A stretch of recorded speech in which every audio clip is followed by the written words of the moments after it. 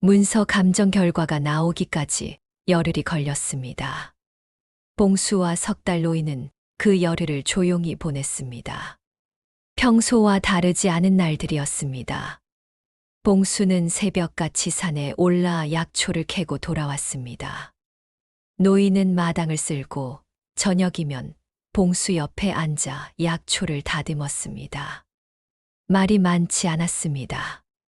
하지만 침묵이 불편하지 않았습니다. 오래 함께 산 사람들의 침묵이었습니다. 사흘째 되던 날 저녁이었습니다. 봉수가 산에서 내려오다 마을 어귀에서 구장을 만났습니다. 구장이 봉수를 붙잡더니 낮은 목소리로 말했습니다. 봉수야, 바람이 안 좋다. 무슨 말씀이십니까? 그 상인 양반이 마을을 돌아다니며 자네 험담을 하고 다닌다. 자네가 노인을 꿰어 재산을 빼앗으려 한다고. 봉수가 고개를 끄덕였습니다. 알고 있습니다. 알면서 왜 가만히 있나? 결과가 나오면 다 풀립니다. 지금은 기다리는 것이 맞습니다. 구장이 봉수를 위아래로 보다가 말했습니다. 자네 참 별난 사람이구먼. 당해도 화를 안 내. 봉수가 피식 웃었습니다. 화를 냈다가 지면 억울합니다. 이기고 나서 내겠습니다. 어느 저녁 봉수가 불쑥 물었습니다. 어르신, 그 땅을 얼마나 오래 사 모으셨습니까? 노인이 약초 줄기를 다듬으며 대답했습니다. 15년. 15년이나요. 아들한테 재산을 넘기기 전부터 조금씩 빼돌렸어. 노인이 말을 이었습니다. 아들 눈을 피해 모은 거야. 15년이 넘게 걸렸지. 어르신, 그 땅을 사시면서 제 아버지 생각을 하셨습니까? 노인이 손을 멈추었습니다. 오래 침묵했습니다. 했지. 목소리가 낮았습니다. 내가 막지 못했으니까. 늦었어도 갚아야 한다고 생각했어. 봉수가 고개를 끄덕였습니다. 그 마음 하나로 15년을 사 모으셨군요. 돈이 모이는 게 더뎌서 속이 탔어. 다 사 모으기도 전에 내가 먼저 죽을 것 같아서. 봉수가 조용히 말했습니다. 죽지 않으셨습니다. 그래. 그리고 다 모으셨습니다. 노인이 봉수를 바라보았습니다. 눈이 촉촉했습니다. 그렇구나. 달이 떴습니다. 바람이 불었습니다. 두 사람의 그림자가 나란히 땅 위에 누워 있었습니다. 닷새째 되던 날이었습니다. 마을에서 아이들이 봉수의 집 앞을 지나가다 돌을 던지기 시작했습니다. 이유를 물으니 진석이 관아의 눈을 피해 사람을 부려 돈을 뿌렸다는 것이었습니다. 자기가 직접 나서지 못하니 마을 건달 며칠 사서 봉수를 나쁜 사람으로 몰았다는 것이었습니다. 봉수가 노인을 꿰어 재물을 빼앗으려 한다는 소문이었습니다. 봉수는 대문을 닫고 마당에 들어왔습니다. 노인이 마루에서 그 소리를 다 듣고 있었습니다. 봉수야, 미안하다. 봉수가 고개를 저었습니다. 어르신 잘못이 아닙니다. 아들이 뿌린 씨앗이 자네한테 날아가고 있잖나. 씨앗은 씨앗입니다. 열매가 되려면 뿌리가 내려야 하는데. 봉수가 담담하게 말했습니다.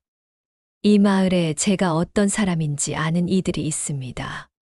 돌 몇 개로 뿌리가 뽑히지 않습니다. 노인이 봉수를 오래 바라보았습니다. 자네는 어쩌면 그리 단단한 게냐. 봉수가 잠시 생각하다가 말했습니다. 단단한 게 아닙니다, 어르신. 그럼 그냥 포기를 안 합니다. 아버지한테 배운 겁니다. 노인이 입술을 꽉 다물었습니다. 고개를 끄덕였습니다. 그것으로 충분했습니다. 열흘째 되던 날 아침 관아에서 사람이 왔습니다. 사또가 봉수와 석 달 노인을 부른다는 전갈이었습니다. 두 사람은 말없이 옷을 챙겨 입었습니다. 봉수가 먼저 나서고 노인이 뒤따랐습니다. 마을 사람들이 대문 앞에 몇 명 모여 있었습니다. 수군거렸습니다. 봉수는 눈을 마주치지 않고 걸었습니다. 노인도 눈을 내리깔고 걸었습니다. 관아 마당에는 진석도 와 있었습니다. 봉수를 보자 눈이 좁아졌습니다. 노인을 보자 입가에 비웃음이 스쳤습니다. 아직도 이길 수 있다고 생각하는 눈빛이었습니다. 사또가 대청에 앉아 문서를 내려다보고 있었습니다. 봉수와 노인이 무릎을 꿇었습니다. 봉수 씨. 사또가 천천히 입을 열었습니다. 문서 감정 결과가 나왔소. 봉수는 숨을 참았습니다. 위조된 것이 맞소. 봉수는 아무 말도 하지 못했습니다. 손이 떨렸습니다. 무릎 위에 얹어놓은 채 가만히 있었습니다. 진석의 얼굴이 굳었습니다. 한 걸음 앞으로 나서며 말했습니다. 사또 나리, 그 감정 결과는 닥치거라. 사또의 목소리가 낮아졌습니다. 낮지만 단단했습니다. 마당 전체가 조용해졌습니다. 진석, 20년 전 청한 땅 송사에서 땅 문서를 위조한 것이 사실로 드러났다. 이는 중죄다. 진석의 얼굴이 창백해졌습니다. 변명이 있으면 해라. 진석이 입을 열었습니다. 사또 나리, 저는 아무것도 모릅니다. 제 아비가 저를 모함하는 겁니다. 노인이 고개를 들었습니다. 조용하고 또렷한 목소리로 말했습니다. 진석아. 진석이 멈췄습니다. 내가 20년을 침묵했다. 내가 협박했으니까. 내가 두려웠으니까. 하지만 더는 못하겠다. 노인의 목소리가 떨렸습니다. 이 아이 아버지가 억울하게 죽었어.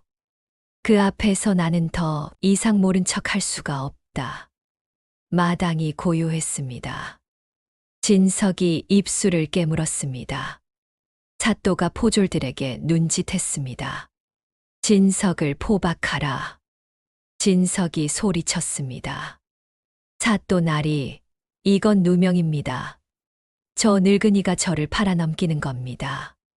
포졸 둘이 진석의 양팔을 잡았습니다. 진석이 발버둥을 쳤습니다. 아버지, 아버지. 노인이 아들을 바라보았습니다. 눈에 눈물이 고였습니다. 하지만 고개를 돌리지 않았습니다. 아버지, 이러시면 안 됩니다. 저는 아버지 아들이에요. 아버지. 포졸들이 진석을 끌어냈습니다. 소리가 멀어졌습니다. 관아 담 너머로 사라졌습니다. 마당이 조용해졌습니다. 사또가 입을 열었습니다. 봉수 씨. 예. 20년 전 송사는 무효로 한다. 청안 아랫마을 땅은 본래 봉수 씨 집안 것이었음을 공식으로 인정한다. 봉수의 숨이 잠깐 멎었습니다. 그리고 석 달 노인이 사들인 주변 땅도 이미 노인의 명의로 등록되어 있으니 노인이 처분할 권리가 있다. 봉수가 깊이 허리를 숙였습니다. 감사합니다. 사또. 목소리가 갈라졌습니다. 정말 감사합니다. 사또가 자리에서 일어나며 말했습니다. 억울한 일이 이제라도 풀렸으니 다행이요. 그 말을 남기고 대청 안으로 들어갔습니다. 봉수는 오래 무릎을 꿇고 있었습니다. 일어나지 못했습니다. 다리에 힘이 없는 것이 아니었습니다. 그냥 잠깐 이 자리에 있고 싶었습니다. 아버지, 이제 됐습니다. 노인이 고개를 숙였습니다. 눈물이 흘렀습니다. 아들이었습니다. 나쁜 아들이었지만 그래도 아들이었습니다. 20년을 협박하고 짓눌렀지만 자신이 낳고 키운 자식이었습니다. 그 울음이 무엇인지 봉수는 알 것 같았습니다. 봉수는 그 옆에 가만히 있었습니다. 아무 말도 하지 않았습니다. 그냥 곁에 있었습니다. 노인이 진정될 때까지. 한참이 지나서야 노인이 고개를 들었습니다. 눈이 벌겋게 부어 있었습니다. 못난 아비다. 봉수가 말했습니다. 아닙니다. 자식이 저 모양이 됐으니. 자식이 그렇게 된 건 자식 탓입니다. 봉수의 목소리는 조용하지만 단단했습니다. 어르신은 막으려 하셨습니다. 그것으로 충분합니다. 노인이 봉수를 바라보았습니다. 봉수가 고개를 끄덕였습니다. 됐습니다, 어르신. 이제 됐습니다. 관아 문을 나섰습니다. 햇살이 쏟아졌습니다. 봄 햇살이었습니다. 어느새 계절이 바뀌어 있었습니다. 봉수와 노인은 나란히 섰습니다. 앞에 마을길이 펼쳐져 있었습니다. 노인이 먼저 입을 열었습니다. 봉수야. 예. 나한테 할 말 없나? 봉수가 노인을 바라보았습니다. 무슨 말씀이십니까? 원망이라도 해라. 20년을 침묵한 것에 대해. 봉수가 잠시 생각했습니다. 그러다 천천히 말했습니다. 어르신. 20년 전 일은 어르신이 막지 못한 거고, 그 뒤로 20년은 어르신이 버텨온 겁니다. 그리고 오늘은 어르신이 직접 나서서 풀었습니다. 노인이 봉수를 바라보았습니다. 원망할 것이 없습니다. 봉수가 앞을 보며 걸음을 옮겼습니다. 그냥 감사합니다. 노인이 발걸음을 내딛었습니다. 두 사람이 나란히 걸었습니다. 봄바람이 불었습니다. 길가에 노란 꽃이 피어 있었습니다. 한참을 걷다가 노인이 다시 입을 열었습니다.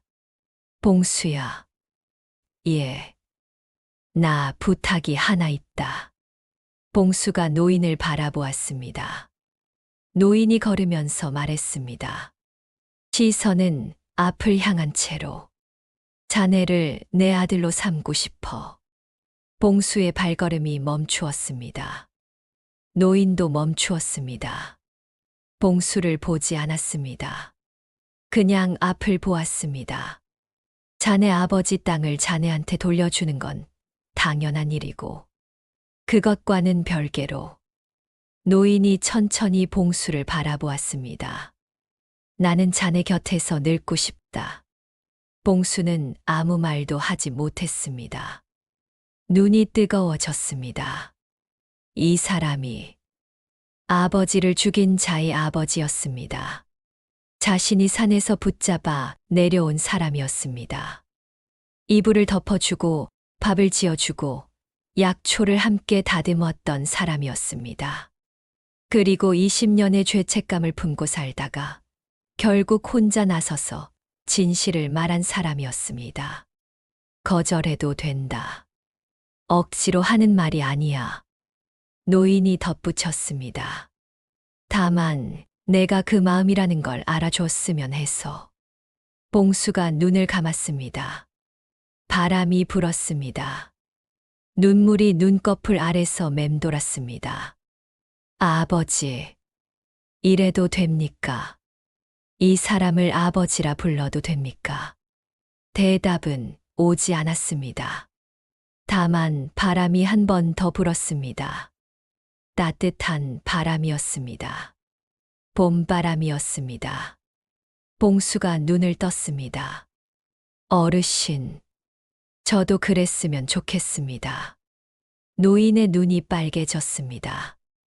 입술을 꽉 다물었습니다. 고개를 끄덕였습니다.